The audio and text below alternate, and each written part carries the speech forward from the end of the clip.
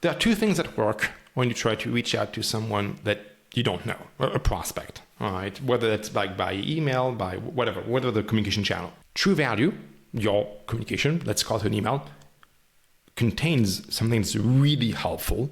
I can give you an example. And the second is reciprocity for humanness. They truly believe it comes from a human, and thus they will feel compelled to respond because somebody else has spent some time. Let's unpack those two here, okay? True value.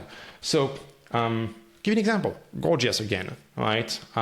A support platform for merchants. Merchants sell, these days a lot, of course, on TikTok, but also on Instagram. Instagram is a major platform for merchants, right? And what we found out is that sometimes some customers, potential customers of the merchant, of the brand, posted negative comments on a brand's post, and nobody took care of that. We said, hey, that's a miss from the brand, but wait, can we scrape that? Can we automate that? And we found out that we could.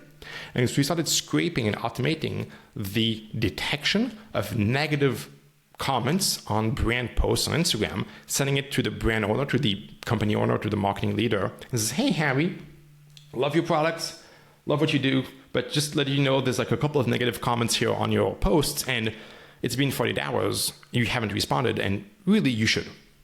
That's it. Don't talk about Gorgias, don't talk about the product. This works super. Why? When it's public, I'm not doing anything like, sneezy, like it's just on Instagram, like anyone can see that. True, you can seek and verify, you can click on the post, you'll find the negative comment, it's not me. And second, like it's helpful. Absolutely, you should take care about it. You should respond if you haven't, right? You see those three things, the only response you can have is thanks. Thanks for catching it, thanks, that's it. Of course, I'll follow up to that email with an ask for demo. And of course you will be compelled to give me your time, because you would really be a douchebag not give me some of your time, given that I found some mistakes that you made in your brand, right? So super high response rates there, okay? That's value. I have a million examples of that. If you can drive value about mistakes, problems of the business you have discovered that your audience does not know, you will get engagement, guaranteed. Did that scale? Absolutely. Because it's Instagram's big, man. Instagram is huge. But I'm saying, that takes a lot to craft each one, to pull in the different comments, to package them efficiently. It's all automated. These days, you can build scrapers and automation fairly efficiently. The cost of doing that is not that high. And the challenge is finding those opportunities, those pockets of opportunity, and scaling those. That's a challenge, for sure. Okay. Yeah, but that does scale. I mean, that's much more scalable than say like paid, where you will see that. But wait, think of the CAC of that. That's why I love growth, right? There is an upfront cost to finding that, testing it. Of course, we don't automate anything before we test it manually. We had like some junior people like send a couple hundred manually to see if it works. And once we knew the response rates were huge, we then like invested in doing it with our engineers. But once you've built it and you've amortize the upfront cost, the marginal cost of that email is zero. You're just running a few scripts. The acquisition cost of doing that is zero. And if your competitors are not doing it, you have like this like green ocean in front of you with like this no competition, $0 CAC. That's competitive moat. Are they still doing it today? I don't know that they're still doing it today. You'd have to ask them. That's what was the response rate? It's like, is it like 50%? Is it like... No, it's more like 10-12%. 10-12%, which is about 5x the, say, standard response rate of a good cold email. Reciprocity. You want to go in reciprocity? Yeah. The other thing that creates responses. Now, here's the thought experiment I want you and the audience to have. At home, you have a mailbox, a physical mailbox. In that mailbox, you receive junk mail, right? Most of it is junk mail. You take that junk mail, you throw it away. You don't even think about it. You don't care. You have no personal feelings. You have no emotions to that junk mail. You feel maybe even lighter about throwing it away. Now, let's say you go through that junk mail as you throw it away.